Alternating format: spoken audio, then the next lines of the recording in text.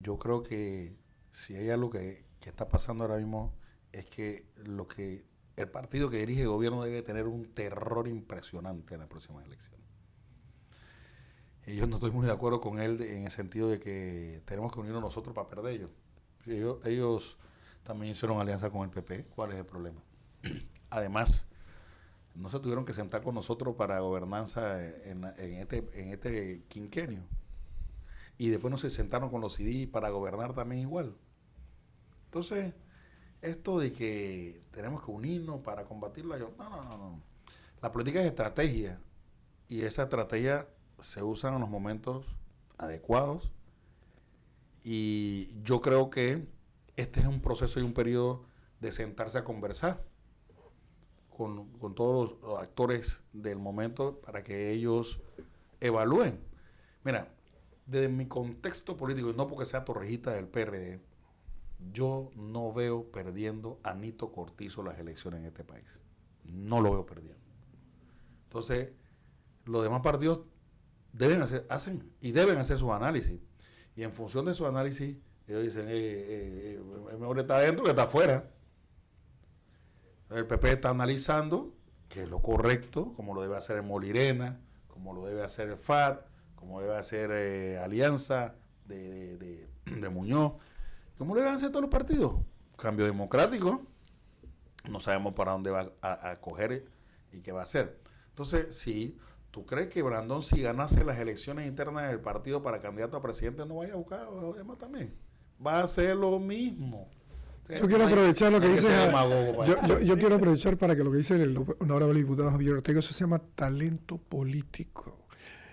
No es otra cosa que sumar a los escépticos, a los que no son de la agenda política, vamos a decir PRD, Cambio Democrático, sumar a los independientes. El 50% de la población electoral es independiente, no está estructurada en los partidos. Pues además hay otro mito. Ya el viejo mito de las ideologías de los programas no funciona la eficacia y el manejo de la gobernanza del poder.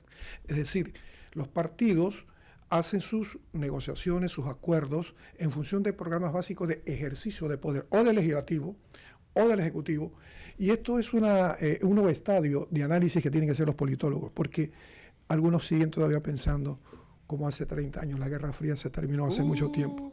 Así que eso de que se sorprendan porque PRD se une con un partido demócrata cristiano. Pero si ya nos unimos en la época de Martín Torrijos. Así mismo. Así es. Bien, hablando de eso, don Javier, vamos a aprovechar su experticia de años de militancia torrijista y nosotros aquí invitamos a gente con muchos años. 39 años tengo que estar en el PRD. Y aquí hemos tenido a Chachi de Gracia, que también es un compañero suyo. Y Chachi hizo una definición que nuestro cuerpo editorialista lo tomó bien interesante. Porque Chachi dice, igual que usted, yo soy torrijista. Yo soy torrijista. Dice, primero. porque los PRDistas son otros. Y a ver, don Chachi, ¿cómo es esto de que yo soy torrijista? Los otros son perredistas. A ver, dice. Tomar agua aquí en la Claro, porque hasta usted se puso nervioso con ese concepto. Mira, mentira, Javier. No, oye, pero es Chachi dijo, interesante lo de Chachi, porque Totalmente. entonces Chachi dice, a ver, ¿cuál es la diferencia? Le digo, Chachi. Y me dice, vea, don Marco, el torrijista no roba. El perredista es el millonario. Así que yo soy torrijista. Los torrijistas que no tenemos millones somos torrijistas de verdad. Hizo una definición que supongo habrá causado una conmoción. Cuénteme, mira que es una definición. Cuénteme, don Javier. Mira, usted que ha vivido, yo he visto que usted ha vivido algunas vicisitudes al respecto. Cuénteme. Yo me inscribí en el PRD cuando tenía 19 años. Y soy fundador del mismo. Voy a cumplir 40 años el próximo año de estar en el PRD. Pero yo concuerdo mucho con la definición de Chachi, es verdad. ¿Qué es un torrijista y qué es un PRD? Para mí un torrijista es el que aplica la doctrina de Omar. Para mí un torrijista que entiende a la sociedad en términos generales, porque la sociedad no solamente es del lado de los pobres, también hay en la sociedad los que tienen dinero. Y esa era una de las habilidades del comandante Torrijos. Entonces yo creo que sí, el torrijismo es una filosofía de vida.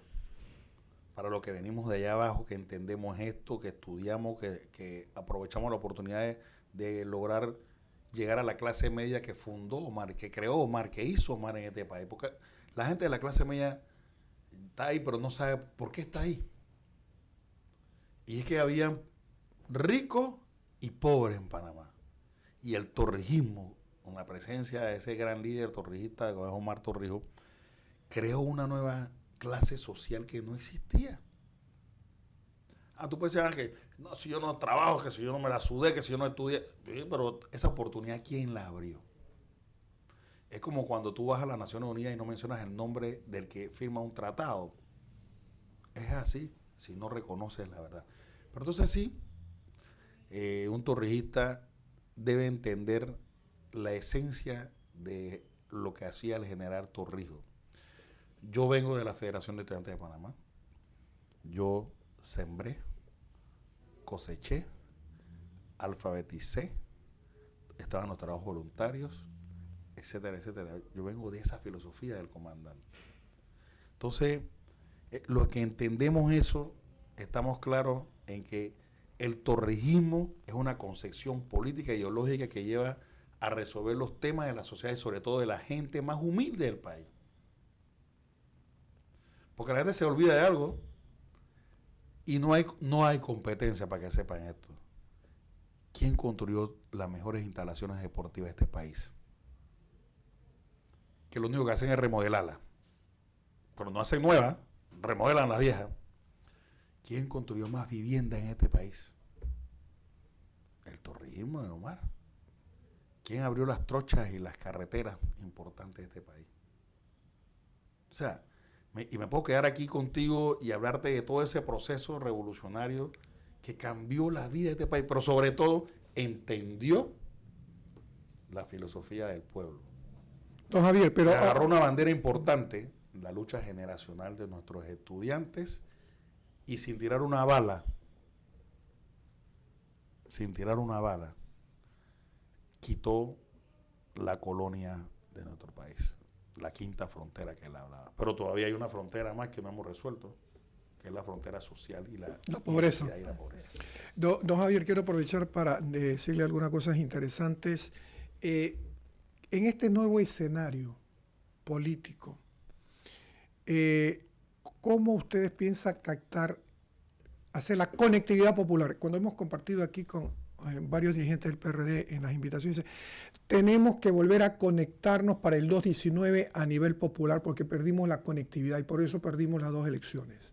Sí. Usted, que es conocido por toda la audiencia nuestra, que es un histórico dirigente comunitario de Río Abajo, sí, diga 3 cosas nomás a la gente nueva para que haya nuevamente esa conectividad popular y garantizar ese triunfo que ustedes lo están viendo en esta oportunidad. Los jóvenes. Según lo que escucho, es ahora o nunca con Cortizo. Mira, es una pregunta sumamente interesante y no es tan fácil de responder.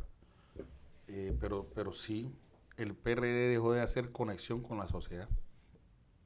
¿Con quién eran nuestras alianzas iniciales? Con los sindicatos, con los educadores, con el pueblo era. Y de la noche a la mañana nos desconectamos de esa sociedad que nos dio la oportunidad de ser lo que somos y nos encumbramos en otra posición que nos ha traído los problemas que hemos tenido. Cuando tú no entiendes que el sindicalismo es importante sentarse y conversar con ellos y ver sus luchas y sus necesidades como lo hacía Omar, que fue el que presentó la reforma del Código de Trabajo, que dio un Código de Trabajo a este país.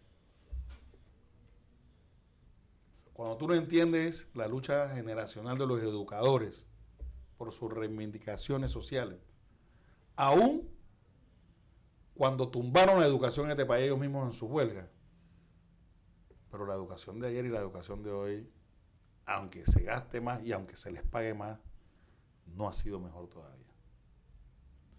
Cuando tú no entiendes al campesino,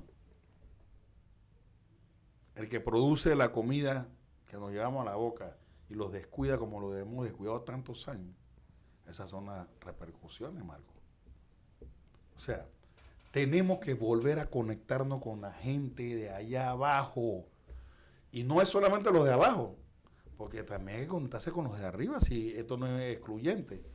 Javier, usted es comunicador social. Quiero aprovechar un poquito para compartir con la audiencia, porque la audiencia seguramente dice, pregúntele, ¿y por qué se perdió esa conectividad? ¿Será que hubo una capacidad de absorción, de desplazamiento social de muchos dirigentes del PRD que se desplazaron? Esa famosa movilidad social famosa tal vez lo que voy a decir, desplazó. Tal vez lo que voy a decir no guste, pero quisieron desaparecer el torrijismo de la faz de la tierra, quisieron desaparecer el torrijismo de Panamá, quisieron ocultar al líder real de este partido, algunos de esos que dicen que son grandes dirigentes del PRD, rechazando su propia esencia de vida política. Su identidad política y cultural. Porque su identidad política viene del torrijismo. Entonces, ocultar el torrijismo para tratar de demostrar tu liderazgo individual fue la gran irresponsabilidad de muchos dirigentes de nuestro partido. Esa es una verdad que hay que decir aquí. Además, Marco, con todo el debido respeto, dime que después de Omar Torrijos y después de Arnulfo Faria, que hay que respetar también, ¿quién puede decir que este país es un líder? Dime quién. Claro, porque hay que hacer una gran observación, distinguida audiencia. De acuerdo a todos los libros de los politólogos y expertos, la diferencia entre un líder y un dirigente es la siguiente. El líder dice lo que hay que hacer y marca la historia de los pueblos. El dirigente solamente lo hace bien. Gobierna bien 4 años, buen alcalde, un buen secretario de un partido. Así que lo que dice usted está muy acertado en términos conceptuales. No, Marcos, enterrar al que te hizo, mira, es como cuando tú entierras a tu papá y te olvidaste de él. Tiene un costo muy alto. Pero no creo que con la historia se pueda enterrar. Ah, no. Muy bien, Helen. Vamos a una pausa.